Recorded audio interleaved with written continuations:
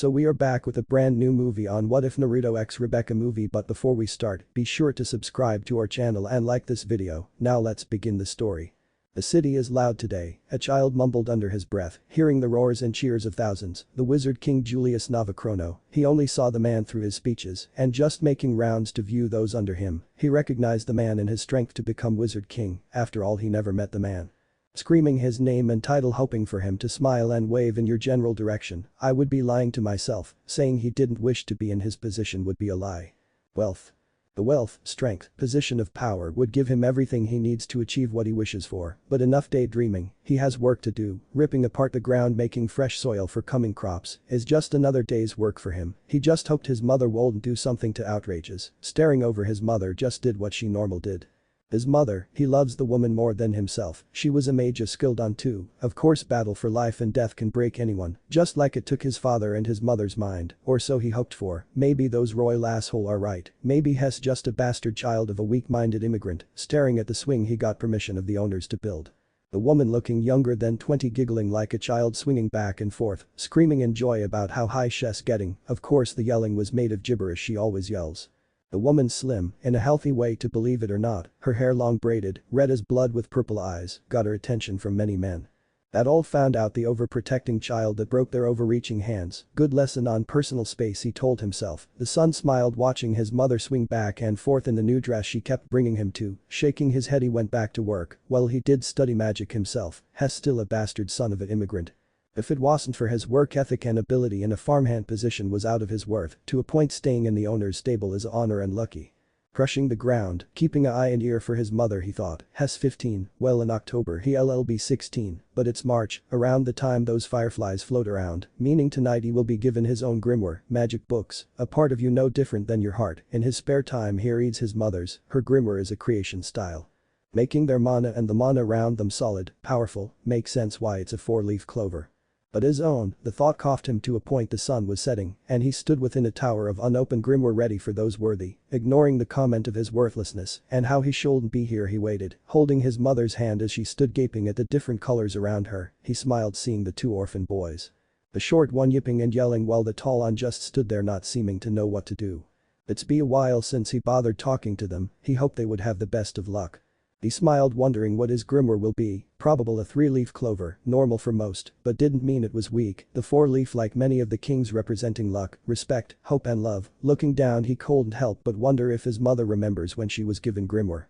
Welcome young men and women, you each will begin walking down a new path starting today. I wish you faith, hope and love. A long pause, an old man with a long white beard and a floating orb stands before them all. We haven't had a wizard king from this area, did they need to say that part? Nor have we had one join the Magic Knights, this man being mocked by others or something. I seriously wish that one of you become Wizard King. This old man have a problem or something. Now I'm serious here. It's time for the awarding of the grimoire. With his shouts, books started glowing brightly. They all cheered with excitement being chosen by their magic books. Then they all stood shocked. A single grimoire was something else. It made people scared. The grimoire seemed to be just covered in blood, red energy spreading through the building feet. A single book missing a cover. His cover is missing. What do you expect, a peasant and a foreigner? Why does he even get one? We should teach him a lesson. Kill them, make them beg for mercy. The teenager shock, his very body vibrating, a sweating, fear. For so long the boy has felt fear, always taking problem the best way possible. For every backlash sent his way hits her far worse. He couldn't imagine losing her again. And if he had to rip the throat out of each and every one here, he will. It has the power after all, the power to destroy all those who stand before it. But what type of person would he be to allow that? To kill all who saw him so low. What a pathetic way to live, crushing all those who doubt you and wish you to leave. He will change their minds of him and all alike through strength, wisdom and merit. And with this realization, Uzumaki Naruto, the boy with a worthless name, a brain-dead mother, without a land he calls home, will make them realize the truth. Anyone can become strong, anyone can be something worthy of praise. But this the coverless grimoire granted him his very first spell. Reading the bright orange writing, he smiled so brightly, his magic power cracking the floor beneath him. However, this power wasn't scary in the sense, it wasn't heavy for those around him, but peaceful. His magic truly will be the bridge. Impressive as ever, the boy with the 4 leaves mumbled, you know, well, he and Asta both knew Naruto on a basic level. The boy would have stayed with him at the church if it wasn't for his poor mother. The grown woman with the body of a teenager and a mind of a toddler, not understanding anything in this world but to stay with her son, even now she held his hand, giggling, swinging her arm back and forth like a child. The church cold feed a adult, leading them to have different lives. That's fate, however, it's best to never dwell. However, he couldn't help but wonder, did he dream of being a wizard king? If he did, he and Asta have an opponent worthy of them both, even now Hess overshadowed. With his grimoire chosen and spell discovered, he left, without realizing the two are here, turning Yuno watched his rival with a sad expressions, unable to claim his own grimoire. Truly he hoped Asta could follow him, and those leaving wouldn't do something too cruel. However, seeing how some are, he worried. Then again, the blonde has a way to handle himself no matter what, he can stand on top no matter what, that's what made him the joint rival. Yuno has a 4-leaf clover, and Asta is left nothing. Well, the three weren't close, their friends through understanding and determination, and they knew his mother beforehand, no matter how faint their memories were. He just hopes the two weren't followed by idiots. Can I help you three? A simple question, with the answer he already knew. The three normal-looking boys, clearly in a higher living stance, comparing clothing, but comparing a peasant against a commoner, moving his mother behind him. He just stood, waiting for any sort of answer. Just a few questions, one set a smile on his face, just not a kind one. 3 books appeared, all shimmering different colors, showing just how weak their 3-leaf clovers are, like how a foreigner can have a clover book. You're kidding, right? Are you 3 that fucking stupid? It's clear the boy was confused by this question, not understanding just what they meant. You do realize the current Magic King placed a foreigner in a Magic Knight captain position. Did they forget about the dark magic user? The Black Bulls are a joke. One yelled, his book opening like the others, ready to kill him. Well, he guessed at least. They seemed more nervous than anything. Letting out a breath, he placed his right hand's 3 finger together. With a single swipe, he planned to knock them out with a blast of pure magic. Only for red magic to lash out. Fear took over. He slit them in 3, the head to stomach being cut through. He killed them using his power that was increased because of his grimoire. His strength swelled and increased to a point he couldn't judge his own magic power. With carelessness he slaughtered 3 others. Lowering his head, he just stared at the carriage before him. That moment he discovered just how destructive his magic truly is. The wounds are different, their guts weren't spilling across the ground, it cut and burnt the wound to seal. No, his magic is powerful enough to purely shred anything it touched. He left, leaving this bloody mess behind him, learning his first lesson. His power is attacking until there is nothing left. To control this magic to a point this won't happen again will be his achievement. It felt impossible, truly it did, so little magic, to a point it felt like nothing destroyed entirely. He simple couldn't with advancing with his magic. Which wasn't, of course, consent training, but through growth of his own character, through life-ending battles and great lessons, hell achieved new magic and hopeful answers, wealth and a cure for his beloved mother. Humming her favorite song, he stood within the testing ground, ignoring the birds that avoid him like a death trap. The birds attract towards those with very little mana. He seems to be a hot spot for the opposite. They avoid him like a predator, but his mind wasn't on these anti-bird, but rather still 6 months beforehand. Hiding is something that will never be just a life or death battle. Those who will disagree are foolish and, well, nobles to be honest. Death is something he never dwelled on. Even after killing those 3, he didn't seem to care. Or maybe with the lack of anything afterwards. Most people are sorry for being caught in act. This is something that never happened. The 3 were nothing far less than himself. They didn't matter to anyone but themselves, lead to their deaths to be unimportant. In fact, a mage that attacked Yuno and Asta was blamed and sent to prison just for the town Magic Knights to brag about something. He needs a weapon and training with his body without pure magic. If he couldn't trust in himself to not murder someone, then he needs to find another way. A sword should do, something simple enough. Armor will help as well, but he needs more spending money, however. Or he could use his mother's book. He did have it on his hip. Letting out a breath, he came to an answer. He will, not sure even how he could use her magic, but that didn't matter. He can use her book, whether it was meant to be an impossible feat. He is Uzumaki Naruto, the son of Uzumaki Kushina, and that gave him the right to her magic. Waiting for this test to move forward, he closed his eyes, exploring his reach of magic, feeling emotions and the power of those around him. A lot of fear and hate. It bothered him. The fear wasn't normal. It felt wrong. Fear not of the test, but what might come from it. Oh yes, the current Wizard King is the first to truly allow peasants and others within the Magic Knights ranking. The first one in history was murder by royals, unnamed royals. But nothing can be done to touch them, of course. Fear if they pass the same will happen to them. Power is everything. Next came power, from the clear captains mumbling watching them all, to the one on the floor with them for whatever reason, his eyes open watching Asta argue with a man. He laughed to himself. This man's is something horrifying. Each captain's energy is massive to an incredible point, but that person with the black bull mark is something far worse. However, there is something rather strange, to a point he couldn't describe it. That man with his mask, covering the top portion of his face, well crafted and amazing, has something different, something not a single person he has ever met before. He couldn't describe it to a point or probable understand, he just felt wrong. Would magic? Watching amazed in the power that is this William Vengeance, captain of the Golden Dawn and next in line for Wizard King. God, having people yelling and explaining everything around you is sure nice. Gripping the magic wooden broom enhanced through magic to allow user to fly, he smiled. The echo of the grim were closing this vengeance, announced the start of this test. We shall now begin the Magic Knight's entry exam. He didn't yell, his voice soft and polite. We're going to have you go through a multitude of tests. The 9 captains of the Magic Knights shall be judging your progress. We then will select the candidates we want within our squads. He spoke so brightly, Naruto stood picking his ear. The man with orange hair with red clothing, that will be his choice. Not a single squad with orange as its main color, truly they have no culture. New dream, become a captain of a team that has orange in color.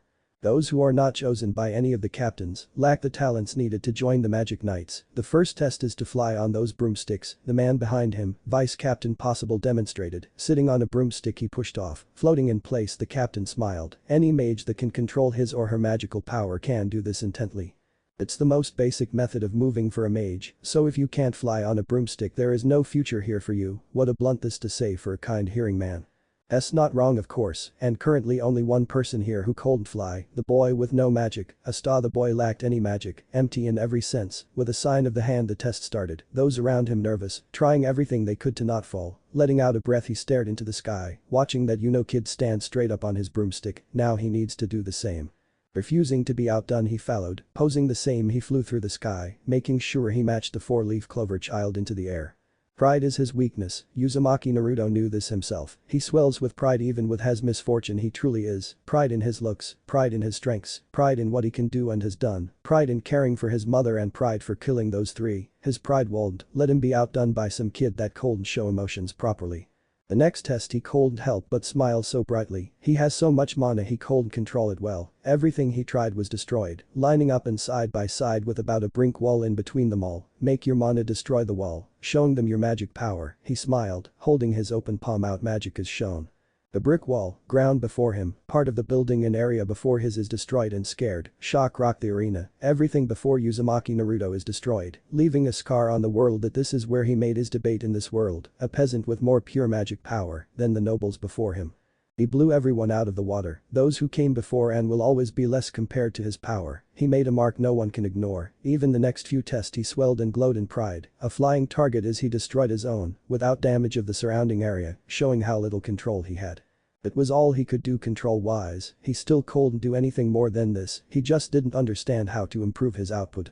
The next 2 tests are rather underwhelming compared to the others, speeding the growth of a plant seed, or form their magic into a shape of some sort. The best he could was a spinning orb within the palm of his hand, the best he could, but even with something so simple didn't matter, he already shown what he could do.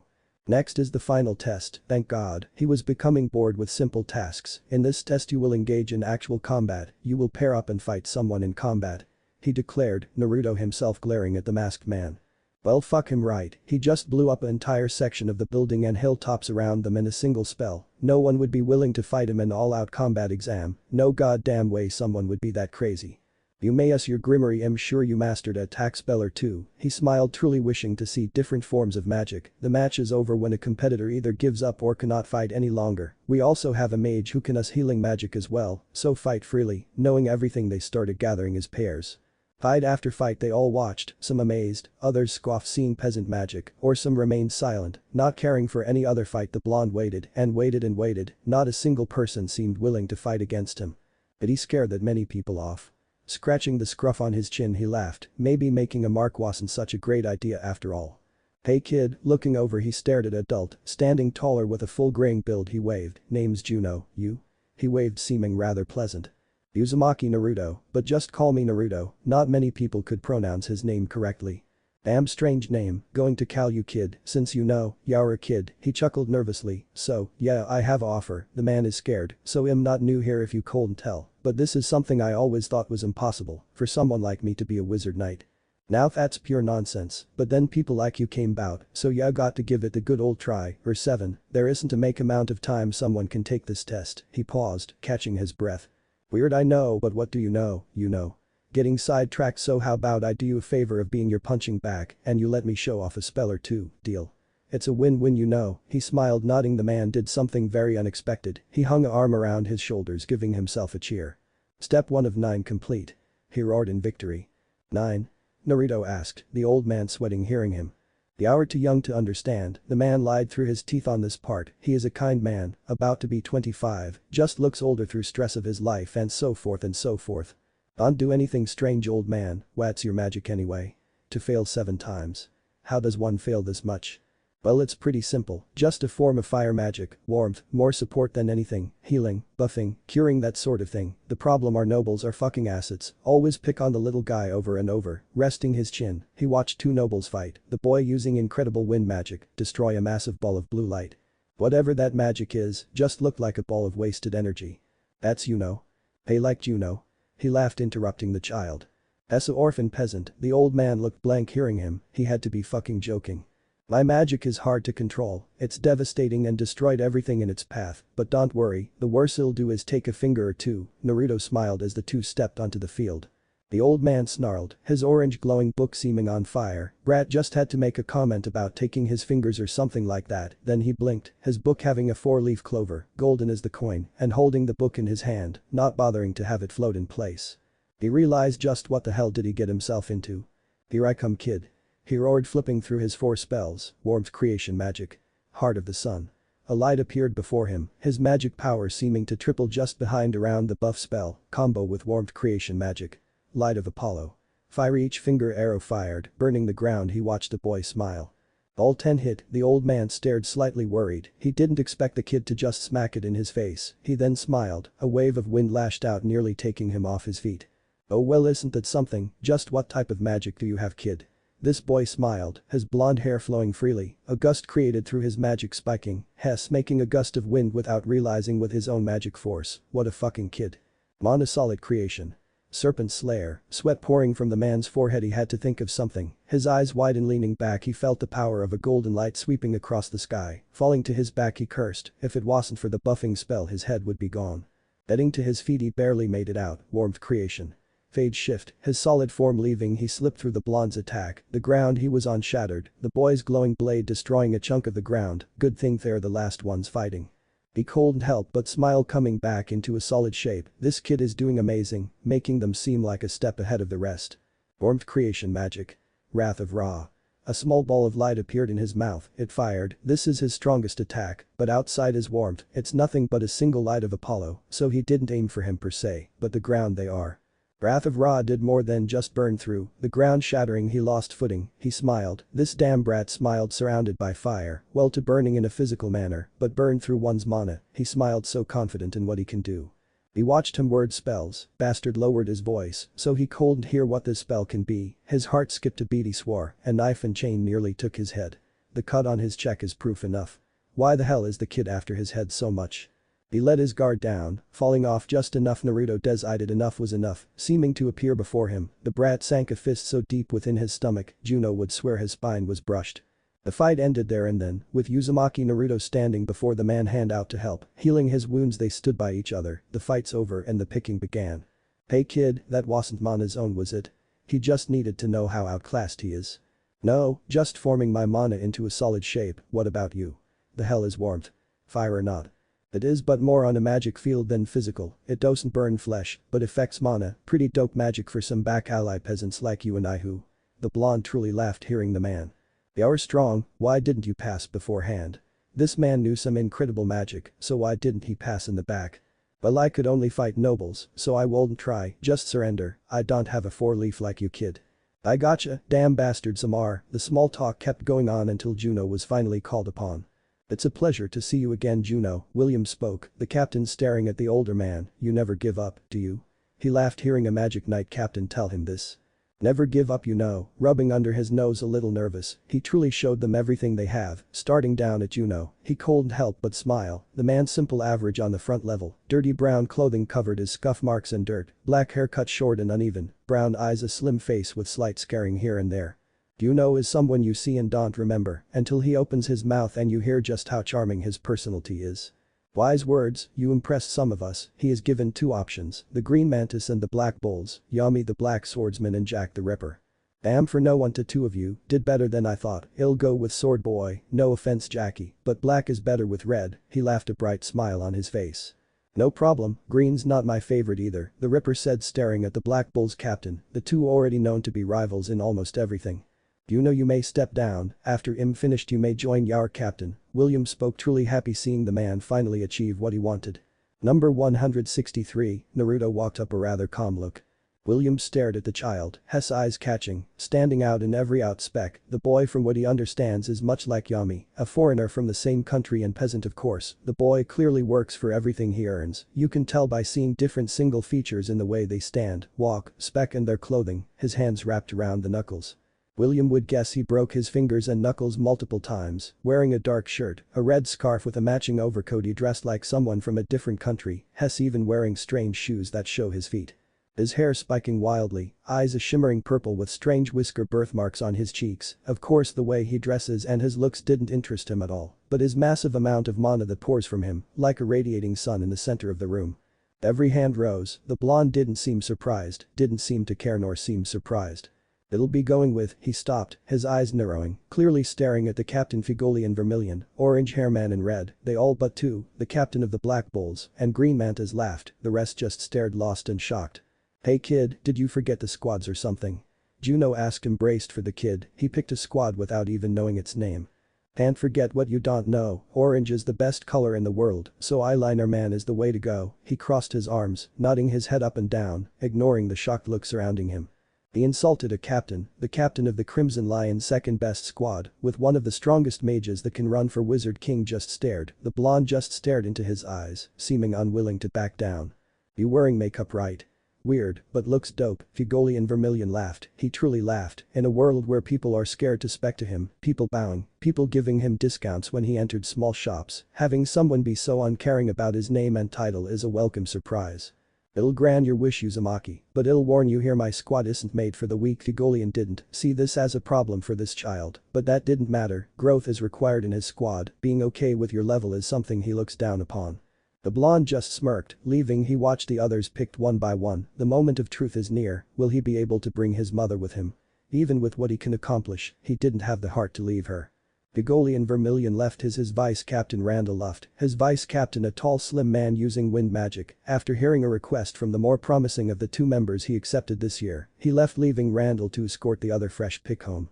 Out of over 200 only about 20 or so make it into becoming a magic knight, each only picking about 1 or 2 members. The Magic Knight position is nothing to scoff at, they face an incredible amount of danger, from dungeon exploration, bandits, trattories and the territory wars happening more and more drastic every day. He picked 2 himself, the first being a young girl that wasn't something impressive in a combat matter, but as a support focus, she may be the most promising out of the bunch, hopefully boy Hess following can keep her safe, her name is Hyacinth Aquaria, family loves flowers he guessed, not a name he would pick, there are so many flowers in the world to be naming some after, so why Hyacinth? Then comes this boy, Uzumaki Naruto put on an amazing show today, along with Yuno, like Juno, but with far more skill, the boy had a request, one he will hear out, for it truly determines whether he can before a night or return to this village. Sitting down he watched the boy seem to be in a very light panic, a woman with beauty he has never witnessed before swung back and forth. With red hair matching his mother's fire and stunning eyes filled with magic of a different kind. Her beauty seemed fake, like the stores of elves and fairies, he then realized the problem, this woman matched Naruto's eyes and face, a sister or mother on a swing going back and forth, uncaring of this cold night or the dangers that could find her. "She's my mother," he said placing his coat around her fragile seeming body, mother seemed to trigger something, coming to life she went to tackle him, at the moment he discovered what she is. She's singing with such a lovely voice, holding her son's hand specking words that hold no meaning, spinning her around, she giggled and laughed to her heart contents. "You didn't eat," he mumbled clearly not expecting an answer from her, the woman now seeming to discover the man standing a few feet off, she became scared like a child, holding his arm, trying her best to both look and see what he was doing, and hiding, she's terrified, she truly has the mind of a toddle, making noises calling them words, she clung to the blonde like her life depends on it. Wanting to look at him. The bright colors and robes must be strange and something she doesn't see, but not wanting to be looked at, she is a child in everything but age and body. She's been like this for 10 years, ever since I was 5, I don't know, but her mind just shut down. The captain waited for him to grow her confidence, wrapping both hands around his. The woman stood behind him, crouching ever so low, clearly still terrified of the man before her. Ugolian brought his hand out, fire and warmth radiating as he made a perfect reflection. The woman stopped in her tracks. In the man's hand is Naruto, his eyes, face, hair all recreated through the skill and power of Ugolian's fire. Inch by inch, she left hiding behind her son, and finally she stood before the man, eyes filled with wonder like every child he met. She touched a dancing flame, scared feeling warmth she jumped back. Ugolian stared, seeing the blonde clearly nervous about the entire way. His breath even seemed to hitch, his breath came to a stop before he smiled. What's wrong with her? Ugolian was sad seeing someone in such a state. Given the depressing look, shrugging his shoulders, the truth came out. Naruto didn't know, he didn't know why his mother is in this state. No clue how to snap her out either. It's just, all I want to do, I make her smile. This is all he can do, everything he can give her. I tried to teach her to read and write, but she just can't. There was a pause. They both watched in silence as she held the ever-changing fire, from Naruto, to her, to them both. I want to be a wizard knight to help her. Magic Knight, he corrected. The blonde just let out a breath hearing him. Magic Knight, I want to grow and grow until whatever curse she has I can heal, but I will not leave her. Ugolian truly understands Uzumaki Naruto then and there.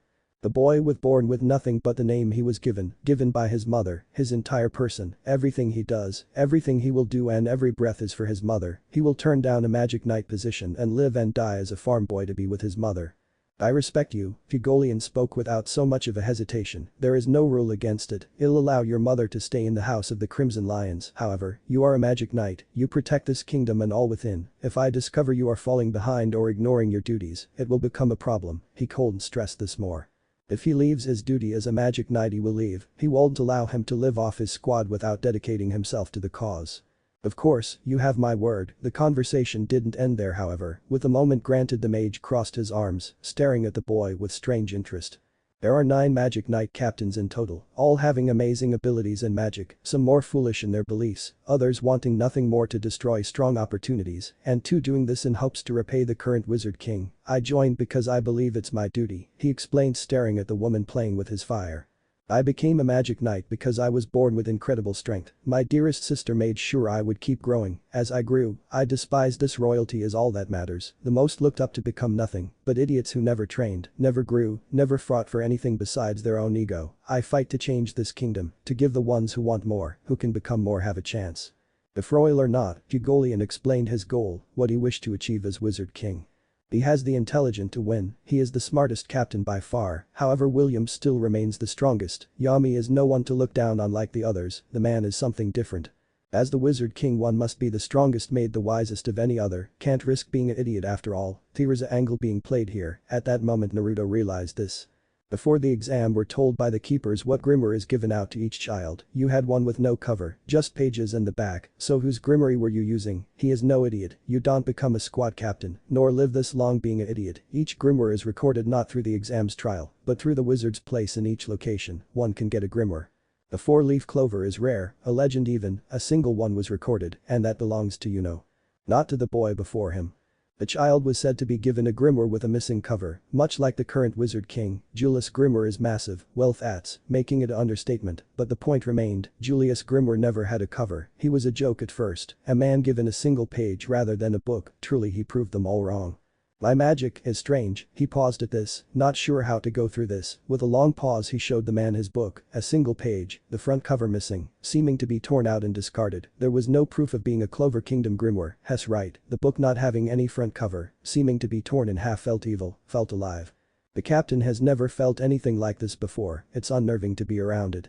Demon Beast magic, the blonde said, his eyes went wide hearing the boy mouth these words, Demon Beast magic. Never has he seen, read or even been told by this type of magic. I use my mother grimoire because I am terrific. He was slammed into the ground, a hard force crushing him into the ground. Staring forward, Naruto watched his mother make a strange noise, falling to the ground. Scared of your magic, that's nothing but a joke. To be scared of your magic is to fear yourself because you are weak. He didn't ignore the shift in magic, the glowing red eyes. The growl that escaped his lips, he didn't fear him at all. His older sister is more intimidating in name alone. I am not weak, he won't be called weak, not by anyone, even someone that could blink and erase him. You fear yourself, you fear your magic, you fear something that you control, meaning you're weak, but that's fine. Blinking, the boy didn't seem to understand a thing. Being weak is never a problem, staying weak is. With the Crimson Lions you will never be weak again. Holding his hand out, the boy accepted without hesitating. If I take your arm, don't blame me. He laughed, hearing how the boy is. All one needs is a good father figure, wisdom to give them courage. The deal is made. For the housing of the Uzumaki family, Naruto will become a mage worthy of the Crimson Lion's banner using his magic, demon beast magic. He will never touch his mother's magic, for it's not his own. He will forever be running away from his own person, hiding behind his mother, much like what she does herself. Good, now let's go. You have your partner and the rest of your squad to meet. And nod. The two finally left the small village that never before held a magic night. The man laughing, flying close. He watched Naruto panic, trying to control his mother, the woman trying to do something, almost wanting to fall by the looks of it. Shaking his head, he smiled, seeing his home, his squad, the entire Crimson Lions have been away for 3 months now, on the front lines between the Clover and Diamond Kingdom. The two have been at war for years now. However, besides just defending their kingdom, all moves of aggression was on the Diamond Kingdom. He didn't agree with this, but also despised the alternative to this problem. It's the children who fight on the front line no matter what. His home is just as incredible as he remembers. He swells in pride seeing his family's palace shimmer with lights, the smell of food and music, overshadowed by the laughter and joy of a home's return. The courtyard is for morning team training, standard training and working on your group combat skill. A quick explanation that will be shown to tomorrow. This is where most of your training will be held. The door threw open, with magic alone the inside of the building, left them both gaping in awe. The lifestyle differences between those of commoner birth and lover versus royalty shone clear as day. Every step is filled with magic, just not the one Hess used to seeing. A look of wonder and amazement, he smiled seeing him like this, acting like a child he is rather than an adult. The childhood is incredible important, filled with creativity and promise, life and energy that leads to pure promise of great mages. Many lost this so early within life that it stunts their growth as a person in general. And this is the cafeteria. With that said, the red double doors were thrown open, showing in all their glory the small squad of Crimson Lions. Naruto blinked watching the group. This is the second strongest Magic Knight squad in the Clover Kingdom. There's only 11 counting the captain and himself. Why so little for a squad so famous? Captain? Brother. The group of all men and one girl yelled seeing the man finally arrive. Finally brought the last new brat.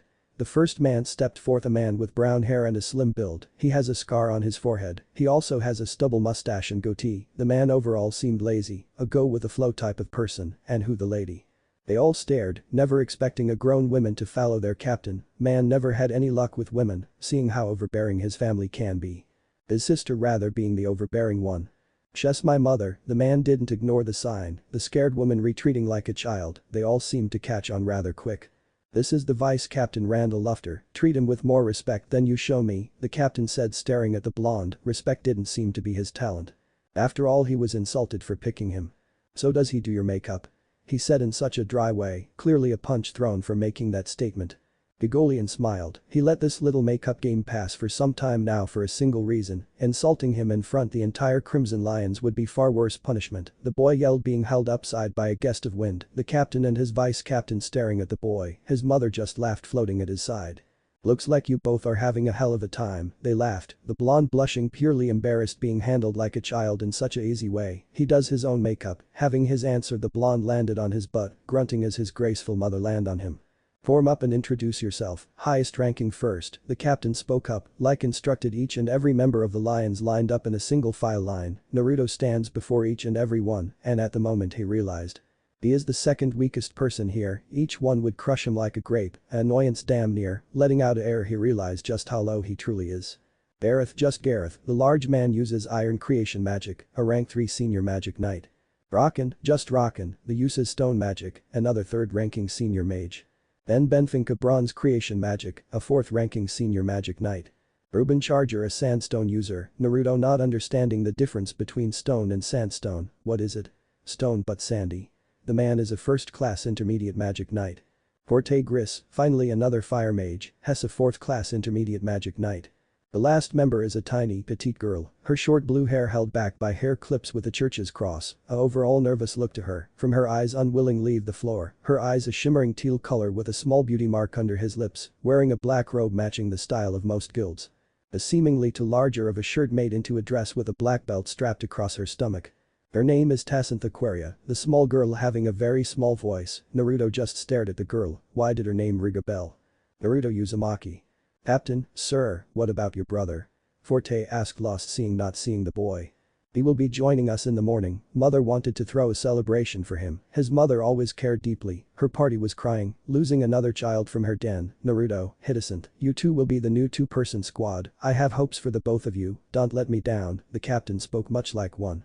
Randall, follow me. Without much of a question, the vice captain followed footstep by footstep. Out of earshot he spoke. That boy, what do you think of him? A question that took him by surprises. He looks promising, high spirit, we need one after all. The Crimson Lions have lost many after the 6 months of consent battle on the border. His magic is called Demon Beast. I've never heard of anything like it, but by name we should worry. Resting his chin in his hand he thought, staring at the window his thought, unlike many captains, he made sure his choices would lead to the best decision. He can tell by just this boy's eyes he is different, he has promised to surpass himself, he can see this for his magic allows him to, he used his mother's grimoire, he used spells for a different grimoire from a different kingdom, he left his shock and surprise and buried it deep, ignoring the impossible, but now he could express his shock. His only hope for answers is the Wizard King, worry gripped him, a coverless grimoire, demon beast magic, born in a different country, is it possible for someone to be born with a grimoire and unlock their grimoire at 15? That explains it, Naruto said, hearing Hidescent tell him about her older sister, Lily, the sister of cloth, that lives in the same town. She's a woman of the church, why not follow? He didn't know Lily well, knew She's always being proposed to, but She's a sweat none, that's all. I want to see more of the world, spread the word and love of God, protecting those who cannot. Her family has always followed in the footsteps of God in the church. Her older sister, Lily, is a nun helping a small town to keep going through the belief of their Lord. She wished to spread his word where it's needed the most, on the battlefield where all hope and love have replaced with despair and hate. Do you believe? She asked, staring at the purple eye mage. No, I don't. His answer came quick, the minute she spoke his answer was set. Why? She didn't seem cruel in the matter, just outright curious. While the other members drank, all wondering what their captain left for, the two sat among themselves. The talk of God seemed to be a boost in confidence for the young girl. My mother is broken, a pure woman that cared nothing for her child, is reduced to a mindless child, his mother is proof enough. I see, she spoke, staring at the woman Hess feeding. What about your magic? Is he really about to tell a heavy little girl that loves God he has demon beast magic? Oh yeah, this is going to be fucking good. Smirking he told her his magic, demon beast magic. It left her shocked, dumbfounded. She quickly left, leaving the blonde and his mother alone. He didn't need friends, he just needs his own strength, or so he'll tell himself over and over again.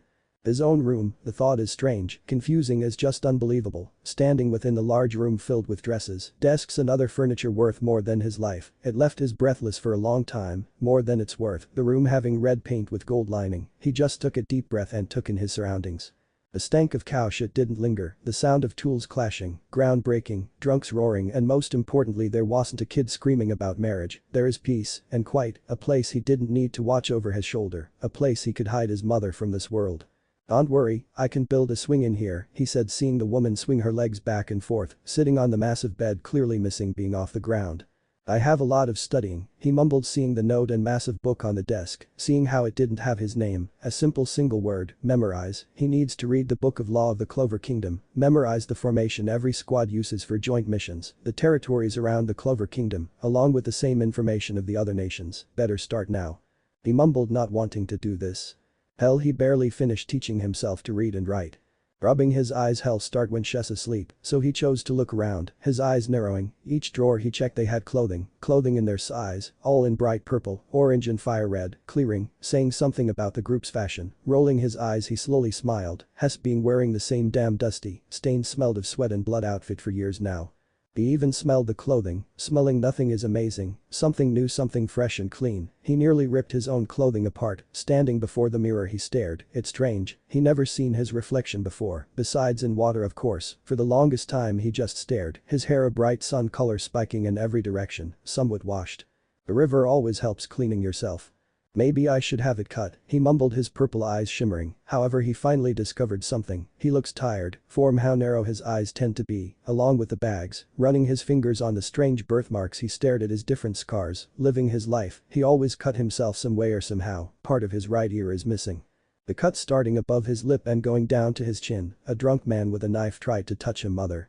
He almost forgot, shaking his head he counted.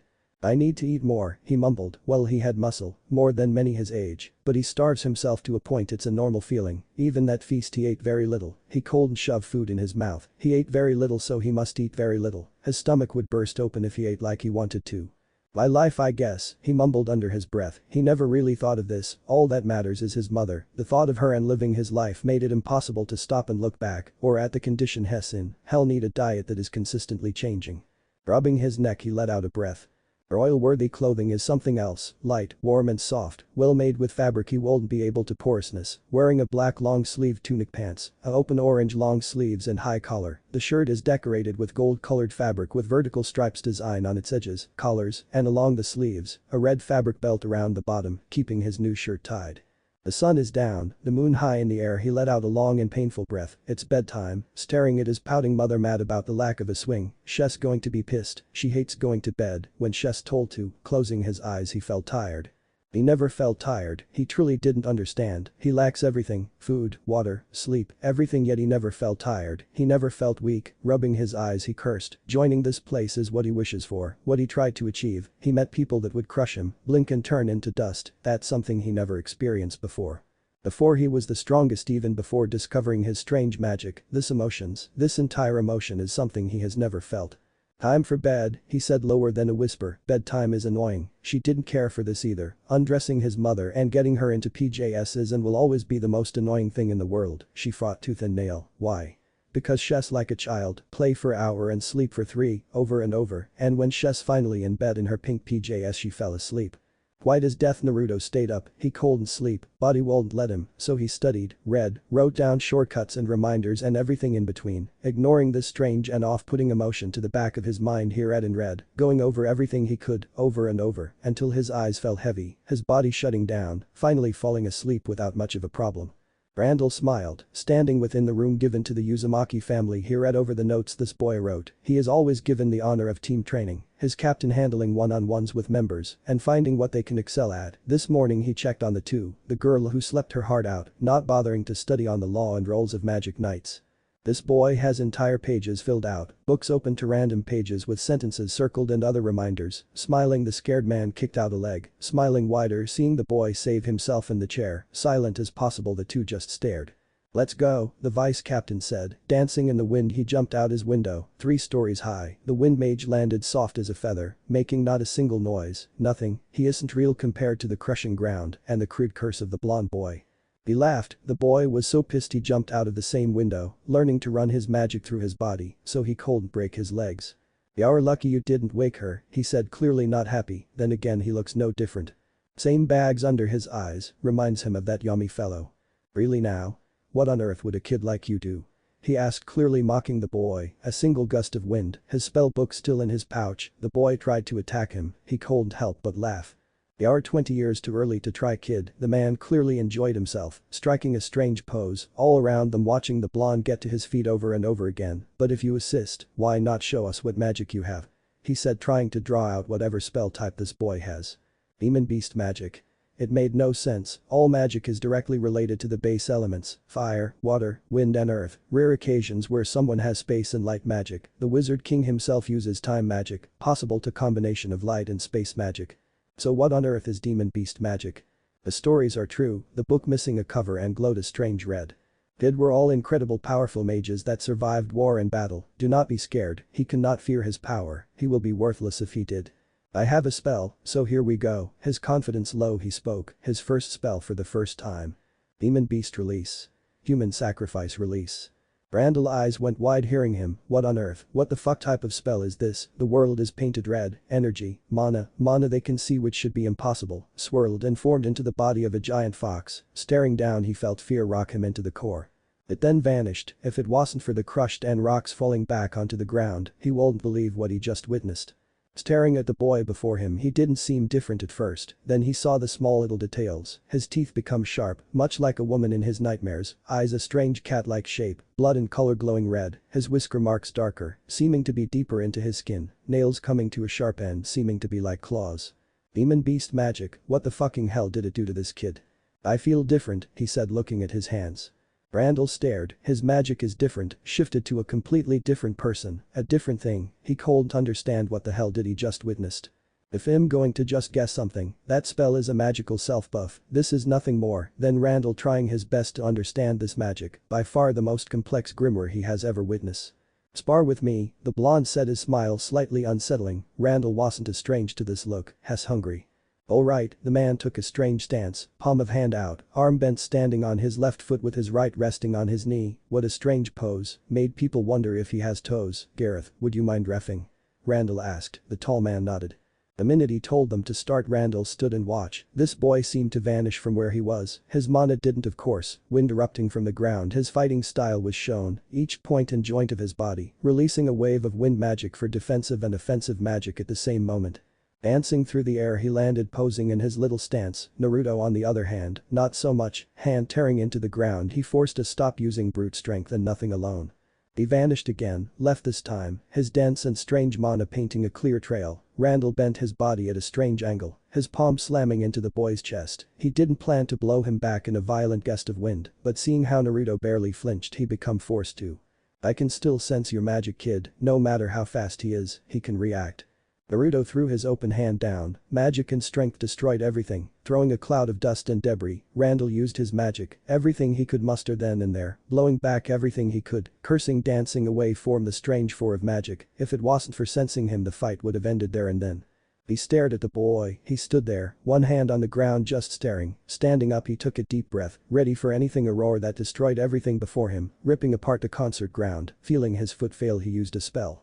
A simple one, wind magic, release great gale force. Throwing out his palm, his spell cut through the massive attack. Naruto flew back, slamming into the building, clearly disabling whatever magic he had. Knocked out cold, the vice captain let out a held-in breath. Looking around, his men didn't prepare for the show of power. Blown back in different directions, all seeming shocked, the courtyard damn near destroyed, a massive hole within the center, every inch cracked, a pillar missing, amazed the side is being held together. Hearing the doors open, he let out a breath. Finally someone designed to join them, the god-loving girl seeming panicked completely. She fell flat on her face with a single gust of wind. We're not under attack, go heal Naruto. Looking at the kid flat on his stomach, knocked out cold, he couldn't help but wonder, his captain will understand completely, his sister maybe not so much. Alright boys, I think we can all agree Naruto is welcomed with open arms. He yelled, shocked someone so young has such a spell. After getting some form of agreement from each and every person, has smirked. Now who wants to be his instructor? Hess far too old to care for someone like his youth, no way in hell would he ever keep up. His smile clearly lifeless as not a single member stepped forth. Great, just great, a boy with demon beast magic. His captain is no idiot, he will find the best teacher for this boy to excel, either himself or that insane and feared by all woman.